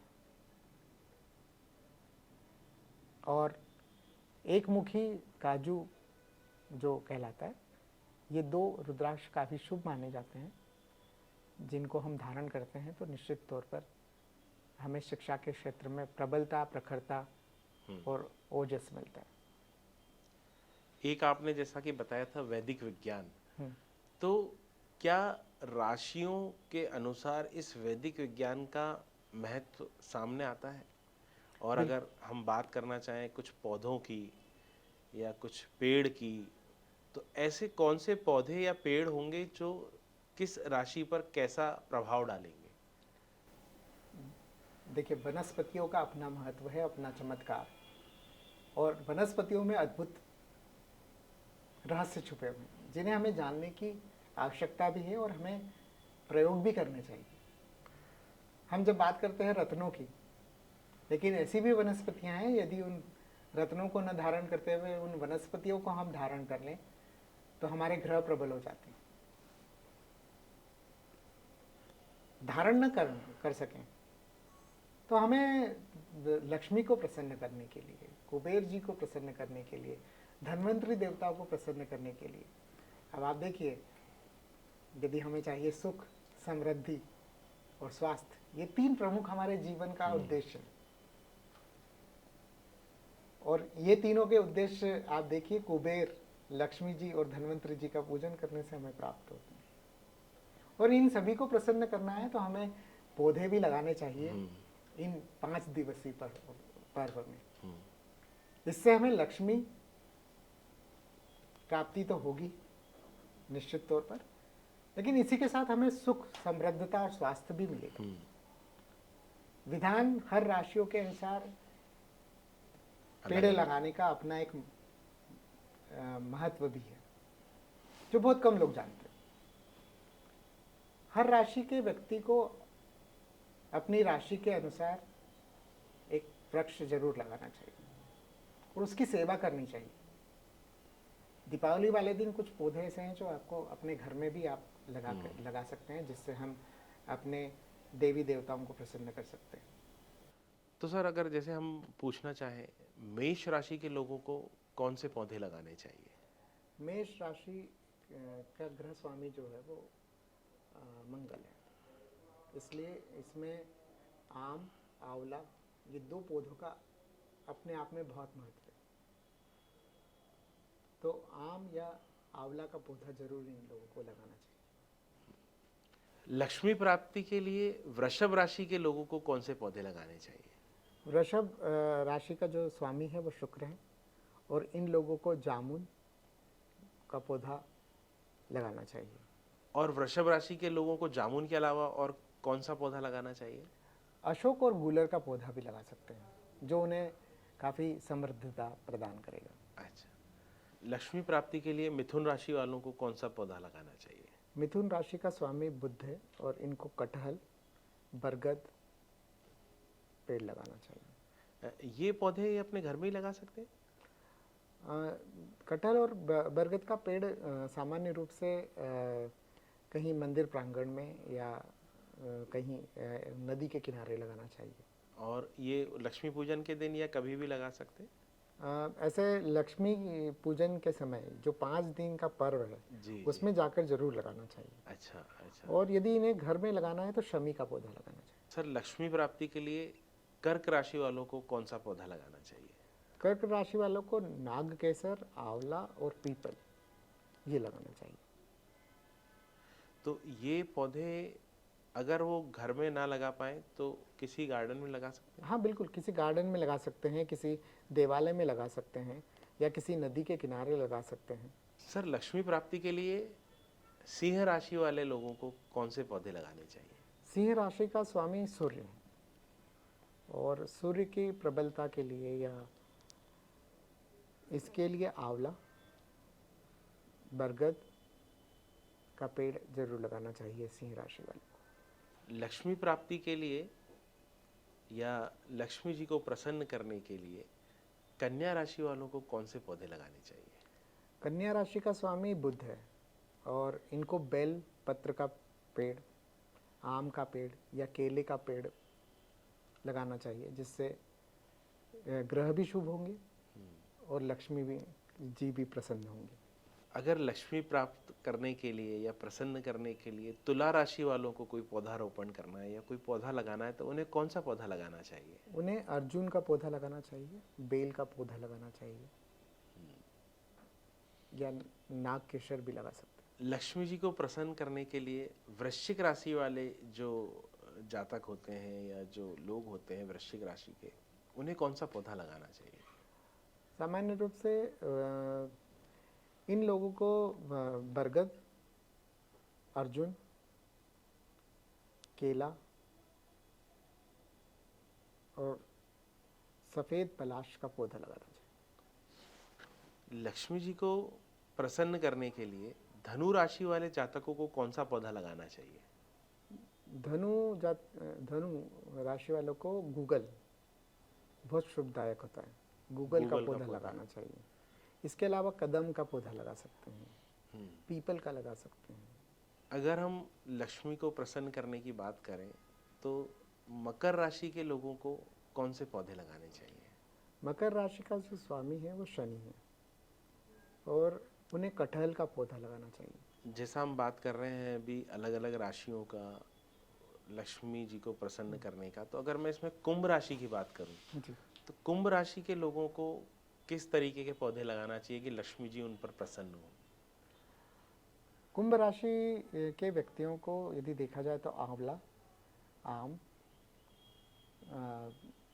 शीशम, शमी का पौधा लगाना चाहिए। जैसा कि हमने अभी सारी राशियों की बात करते हुए अलग अलग पौधे बताए, तो जो आखिरी राशि मानते हैं हम लोग मीन राशि, तो मीन राशि के लोगों को लक्ष्मी को प्रसन्न करने के लिए कौन से पौधे लगाने चाहिए? मीन राशि के स्वामी बृहस्पति हैं, और बृहस्पति को प्रसन्न करने के लिए आंवला और नीम और पीपल, ये तीनों पौधे लगाने चाहिए। अगर किसी को अपनी राशि नहीं पता हो, या कई बार ऐसा होता है किसी को अपना जन्म समय नहीं पता है, जन्म दिनांक नहीं पता है, तो उस तरह के लोगों को आप क्या सलाह देंगे कि वो क्या करें कि जिससे उनके ऊपर लक्ष्मी जी का आशीर्वाद या सुख, शांति और समृद्धि, जैसा कि आपने बताया कि सुख के देवता, समृद्धि के देवता और स्वास्थ्य के देवता, इन तीनों का पूजन हम इस दीपोत्सव में करते हैं। तो जिन लोगों को अगर अपना कुंडली नहीं पता है, अपना जन्म दिनांक नहीं पता है, उन्हें क्या करना चाहिए? यदि सही मायने में देखा जाए तो एक सामान्य व्यक्ति को इन 5 दिवसीय पर्व पर शमी का पौधा, पारिजात का पौधा, आम का पौधा, पीपल का पौधा और अपराजिता का पौधा लगाना चाहिए। इनका सबका अपना अपना एक धार्मिक महत्व भी है, और देवी देवताओं को प्रसन्न करने का एक उचित मार्ग है। और ये ऐसे पौधे हैं जो हम अपने घर में भी लगा सकते हैं। जैसे आप यदि बात करें पारिजात की, फूलों वाला पौधा है, आप फूल भी घर में यदि लगाते हैं तो वो आप भगवान को अर्पित कर सकते हैं। अपराजिता का पौधा, जो उसके फूल होते हैं वो शिव भगवान को बहुत प्रसन्न करते हैं। आम एक फलदार पौधा है, जो फल खाएगा वो भी आपको दुआएं देगा, तो लक्ष्मी जी को एक प्रिय फल भी है, फलों का राजा भी है। आंवले की बात करें तो आंवले को में ऐसी बहुत शुभता है, औषधि पौधा है, धन्वंतरी देवता प्रसन्न होंगे। पीपल में सारे देवता का निवास है, तो पीपल आप घर में नहीं लगाएं तो आप कहीं मंदिर प्रांगण में लगा दें। बाकी ये पौधे ऐसे हैं जो आप घर में आसानी से लगा सकते हैं। और शमी के पौधे का एक अपना महत्व है कि शमी का पौधा जो है वह शत्रुनाशक होता है। अच्छा। उसे जैसे आप घर में लगाएं तो घर के प्रांगण में लगाएं, या आप घर की जो दाहिने ओर यदि लगाते हैं प्रवेश द्वार पर, तो जब आप निकलेंगे, जब आप बाहर जाते हैं तो उसके ऊपर छाया पड़ेगी। और ये एक ऐसा पौधा है जिससे शत्रुओं का नाश होता है। ऐसा बोला जाता है कि शत्रु नाश करने के लिए विजय प्राप्ति का एक पौधा है। आप देखिएगा कि राम जी ने रावण को मारने के पहले शमी की पूजा की थी। और गुड़हल का पौधा हम लगा सकते हैं हमारे घर में। तो ये सामान्य से पौधे हैं जो हर व्यक्ति लगा सकता है अपने घर में, और इसमें कोई वो नहीं है। और ये सभी को शुभता देते हैं।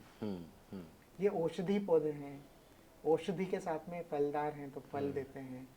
ये इनका हर भाग जो है वो काम आता है। बेलपत्र का पौधा आप घर में लगा सकते हैं। बेलपत्र का पौधा जब आप लगाएंगे तो निश्चित तौर पर जब उसमें पत्तियां होंगी तो श्रावण मास में ही नहीं, आप प्रतिदिन भोलेनाथ को चढ़ाएं, प्रसन्न होंगे भोलेनाथ। सर, इसमें शमी के पेड़ का बहुत महत्व बताया है। तो कई लोग बोलते हैं कि शत्रु पर विजय प्राप्त करने के लिए भी शमी का पौधा लगाना चाहिए। तो शमी के पौधे के बारे में आप उसका महत्व बताएं, जानकारी बताएं। शमी का पौधा बहुत शुभ पौधा माना गया है हमारे यहाँ पर। शमी का जो पौधा है उसे हम विजय प्राप्ति का मार्ग भी मानते हैं। हमें शमी के रोज दर्शन करने चाहिए, क्योंकि आजकल तो हर प्रतिदिन जंग है एक तरह से, चाहे वो स्वास्थ्य को लेकर हो, चाहे व्यापार को लेकर हो, या नौकरी को लेकर हो। दूसरा, शमी के पौधे को हमें घर के मुख्य द्वार पर भी हम लगा सकते हैं, हमें लगाना चाहिए और प्रतिदिन उसके दर्शन करने चाहिए। और दशहरा पर इसकी पूजन भी की जाती है, लेकिन हम प्रतिदिन इसका पूजन और दर्शन करें तो निश्चित तौर पर हम शत्रुओं पर विजय का प्राप्त कर पाएंगे। मात्र शत्रुओं पर विजय नहीं, लेकिन हम जिस भी क्षेत्र में अपना कर्म करने जाएंगे उस क्षेत्र में हमें विजय प्राप्ति होगी। तो एक विजय प्राप्ति का पौधा है, एक सामान्य पौधा नहीं। इसलिए वनस्पतियां अपने आप में एक बहुत अद्भुत रहस्य छुपाए हुए हैं जिन्हें हमें जानना होगा। और जब कुछ पौधे ऐसे हैं जिनके दर्शन मात्र से हमें शुभता मिलती है, जैसे पीपल का पौधा है, बरगद का पौधा है, नीम का पौधा है।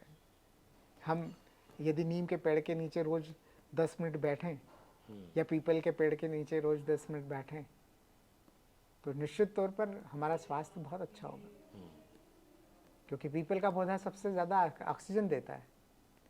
नीम का पौधा यदि आप देखें तो वो जो ऑक्सीजन देता है उसमें उसकी ऑक्सीजन ऐसी होती है जो हमारे मतलब फेफड़ों को स्वस्थ करती है। हमें इन सब चीज़ों को जानने का प्रयास करना भी चाहिए, और इनमें अद्भुत रहस्य छिपे हुए हैं जिन्हें हमें जानने की आवश्यकता भी है और हमें ज्ञान प्राप्त भी करना चाहिए। इसी पे हमारा शोध चल रहा है अभी। सर, जैसे मध्य रात्रि में अगर कोई पूजन करना चाहता है तो उनको किस मंत्र का जाप मध्य रात्रि में करना चाहिए, और वो समय इस बार क्या है? इस बार मध्य रात्रि में जो आराधना करना है उसका सबसे शुभ मुहूर्त यदि हम देखें तो वो 11:39 से लेकर 12:20 तक है। इसमें शुक्र हो रहा भी है, और इसमें पत्नी जो है वो विष्णु जी का मंत्र करें, ओम नमो भगवते वासुदेवाय।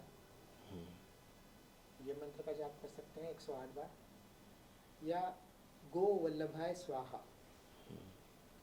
और पति जो हैं वो लक्ष्मी जी का मंत्र कर सकते हैं, श्रीम का जाप कर सकते हैं 108 बार, या ओम वसुधरे स्वाहा कर सकते हैं, या ओम श्रीम ओम भी कर सकते हैं। इनकी एक माला करें कम से कम। यदि आपकी श्रद्धा है तो आप 3 माला, 5 माला, 11 माला 51 माला या 108 माला भी कर सकते हैं। और फिर आप देखिए आपके जीवन में जो चमत्कार होगा। लेकिन आवश्यकता है श्रद्धा की, विश्वास की और समर्पण की। जब भी हम देवी से मांगे या माँ से मांगे तो हम अपने पूर्ण समर्पण भाव से मांगेंगे तो निश्चित तौर पर हमारी मनोकामनाएं पूरी होगी। सर, नरक चौदस और रूप चौदस के दिन सुबह ब्रह्म मुहूर्त में स्नान के अलावा और क्या क्या करना चाहिए हमें? वाल्मीकि रामायण के अनुसार हनुमान जी का जन्म कार्तिक चतुर्दशी को हुआ है। और इसमें यदि हम हनुमान जी की आराधना करते हैं, संकट मोचन की हम आराधना करते हैं, तो हमारे सारे संकट दूर हो जाते हैं। सरल सा उपाय है कि हम स्नान करने के पश्चात हनुमान जी के मंदिर जाकर एक दीपक लगाएं। उसी के साथ हनुमान चालीसा वहाँ पर हम कर सकते हैं। इसके साथ हम तीसरी चीज़ कर सकते हैं कि हम अपने ऊपर से एक नारियल लें, अपने ऊपर से 11 बार उतार कर हनुमान जी के चरणों में रख दें, ताकि हमारी जो भी विघ्न बाधा हैं वो दूर हो जाए। इसी के साथ हम पीपल के पत्तों पर 11 पीपल के पत्ते लें और उन पर श्री राम सिंदूर से लिखकर उस माला को यदि हम हनुमान जी को समर्पित करें तो हनुमान जी प्रसन्न होंगे और जिससे हमारी विघ्न बाधाएं दूर होंगी। जैसा कि आपने वनस्पतियों के बारे में बताया, हमें पौधों के बारे में बताया, तो ऐसा कौन सा पौधा है जो हर सामान्य व्यक्ति आसानी से कहीं भी लगा सकता हो, उद्यान में लगा सकता हो, अपने घर में लगा सकता हो, या किसी भी नदी किनारे, कहाँ जहाँ भी उसे जगह मिले वो लगा सकता हो? ऐसा कोई पौधा आप बताएं। यदि घर की हम बात करें तो हमें घर में हम पारिजात का पौधा या अपराजिता का पौधा या हर श्रृंगार का पौधा हम लगा सकते हैं, गुड़हल का लगा सकते हैं। लेकिन जब हम देवालय की बात करते हैं और नदी के किनारे की बात करते हैं या किसी बाग बगीचे की बात करते हैं तो हमें पीपल ज़रूर लगाना चाहिए। आपको शायद पता हो कि पीपल कितनी तरह के होते हैं। पीपल 3 तरह के होते हैं। पीपल भी 3 तरीके के होते हैं? जी जी जी। एक सामान्य पीपल जो आपको सामान्य रूप से कहीं भी देखने को मिल जाता है देवालय में। एक पीपल होता है पारस पीपल और एक होता है ब्रह्म पीपल। तीनों पीपलों का अपना महत्व है। जिसमें सामान्य पीपल हमें सामान्य रूप से देखने को मिलता है, यदि इनकी पत्तियों को देखें, इनके तनों को देखें तो भी अंतर होता है। सामान्य पीपल जो है वो हमारे ग्रह दोषों को दूर करने का एक बहुत अच्छा उपाय है। हमें पीपल में हमारे यहाँ पर जल चढ़ाने का एक विधान है। उस पीपल के नीचे दीपक प्रज्वलित करने का विधान है। इसी के साथ पारस पीपल एक अद्भुत पीपल जो समृद्धता को लाता है, समृद्धता का प्रतीक है। उसको स्पर्श करने मात्र से हमें समृद्धता प्राप्त होती है। वहीं हम ब्रह्म पीपल को देखें तो ब्रह्म पीपल इसलिए बोला गया है क्योंकि वहाँ उसके नीचे ब्रह्मा जी ने भी साधना की थी। जितने भी हमारे ब्रह्म ऋषि हुए हैं उन्होंने साधना की हुई है। यदि आपको आध्यात्मिक शक्तियाँ बढ़ानी हैं, आपको स्पिरिचुअल पावर बढ़ाना है, तो आप ब्रह्म पीपल के नीचे बैठिए, दीपक लगाइए और साधना कीजिए। महावीर भगवान ने तक उसके नीचे ज्ञान प्राप्त किया था। ब्रह्म पीपल की विशेषता होती है कि उसके तने के आसपास जटाएं लिपट जाती हैं और ये काफ़ी रेयर मिलता है। कहीं कहीं देवालयों में आपको देखने को मिलेगा, लेकिन सामान्य रूप से भी ये पीपल देखने को नहीं मिलता है।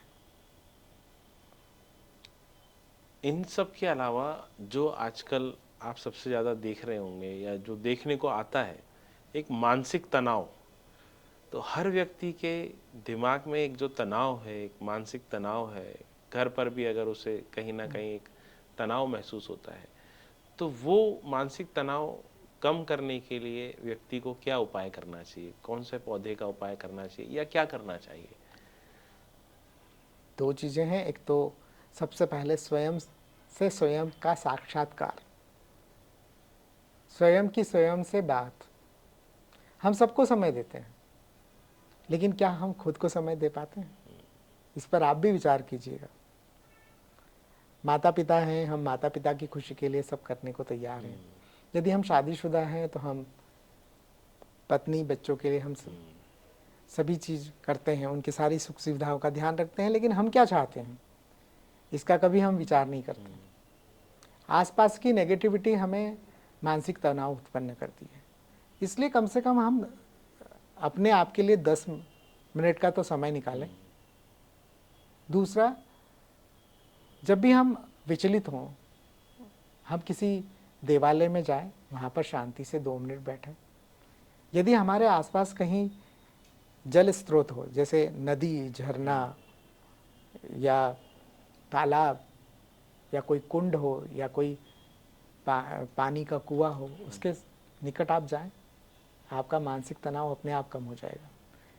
यहाँ पर एक बात और मैं बताना चाहूँगा आपको कि मानसिक तनाव को कम करने के लिए और हमारे ग्रहों को अच्छा करने के लिए हमें हर 3 महीने में अपने घर से लगभग 50 से 100 किलोमीटर की दूरी पर जाकर 24 घंटे बिताने चाहिए, जिससे हमारे ग्रहों की डिग्री भी परिवर्तित हो जाती है और साइंटिफिकली देखें तो हमारी मोनोटोनस लाइफ भी खत्म हो जाएगी।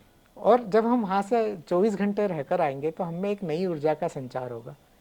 और कोई भी ग्रह गोचर जो रहता है वो 90 दिन से ज़्यादा का नहीं होता है और एक आत्मिक शांति हमें प्राप्त होती है। और नियमित रूप से हमें किसी देवालय में दर्शन करने के लिए ज़रूर जाना चाहिए। ज़रूरी नहीं कि हम सुबह स्नान करके ही देवालय के दर्शन करने जाएं। हम यदि शाम में हम ऑफिस से आते हैं तो हम कहीं भी हमारे रास्ते में देवालय होता है, हम जब जाएंगे तो निश्चित तौर पर हमें शांति प्राप्त होगी। और यदि भी नहीं कर पाएँ तो हम शाम को रात्रि के भोजन के पश्चात हम अपनी छत पर जाएं और आसमान को देखें। यदि चंद्रमा है तो चंद्रमा को देखें, मानसिक शांति मिलेगी और आनंद की प्राप्ति होगी। मानसिक तनाव को दूर करने के लिए कोई वनस्पति, कोई पौधा आप बताएंगे जिससे व्यक्ति को उस चीज़ में लाभ मिले? वनस्पति में बहुत सारी ऐसी वनस्पतियां हैं जिनसे हम बात कर सकते हैं। और जब भी मानसिक तनाव हमें दूर करना है तो हमारे घर में कोई भी पौधा हो, यदि हमारे घर में आंवला है, गुड़हल है या कोई भी फूलदार पौधा हमारे घर में लगा हुआ है, हम एक गिलास ठंडा जल पिएं और जाकर उस पौधे से बात करें। अपने आपको मानसिक शांति महसूस हो, लेकिन करने की आवश्यकता है। थोड़ा सा अपने आप को समय दें और समय देने के साथ देखिए क्या होता है कि एक बार कोई भी व्यक्ति से आप बात करेंगे तो वो आपके बात करने के साथ आपके उत्तर में प्रश्न को आपके सामने परोस देगा, आपकी समस्याओं को और बढ़ाने की कोशिश करेगा, उसके सॉल्यूशन को नहीं बताएगा। लेकिन वो पेड़ जो है या जो नदी है, जलाशय जो है, वो आपकी बात को शांति से सुनेंगे और आप जब महसूस करेंगे तो वो आपके प्रश्नों के उत्तरों को दे भी देंगे और आपके मन को शांति प्रदान करेंगे। तो घर में कुछ पौधे हमेशा हमारे मौजूद होने चाहिए, चाहे वो घर बड़ा हो चाहे वो फ्लैट हो, लेकिन 5 पौधे तो हमें कम से कम लगाने ही चाहिए हमारे। तो ये था आज का हमारा एपिसोड। रूबरू हुए हम डॉक्टर शैलेंद्र शर्मा सर से, जिन्होंने अपने ज्ञान से, अनुभव से हमें परिचित करवाया, अलग अलग वनस्पतियों के बारे में बताया, लक्ष्मी पूजन का महत्व बताया और किस राशि वाले को कौन सा पौधा लगाने से लक्ष्मी जी का आशीर्वाद प्राप्त होगा, उसके बारे में हमें जानकारी दी। तो मैं चाहूँगा कि हम सब बहुत बहुत धन्यवाद करें डॉक्टर शैलेंद्र शर्मा सर का, कि जो उनने अपनी नॉलेज और एक्सपीरियंस से हमें गाइड किया है, वो आगे भी हमें ऐसे गाइड करते रहें। Thank you so much sir. मैं बहुत बहुत धन्यवाद प्रेषित करता हूँ प्रभांशु चौबे जी का और मधुर चौबे जी का, कि जिन्होंने मुझे रूबरू विद चौबे में आमंत्रित किया। मैं कृतज्ञता ज्ञापित करता हूँ इस समूह की, और जब भी मेरी आवश्यकता हो मैं आता रहूँगा, और जो भी मैंने ज्ञान प्राप्त किया है वो प्रसारित करते रहेंगे। बहुत बहुत धन्यवाद। बहुत बहुत धन्यवाद। Thank you so much sir.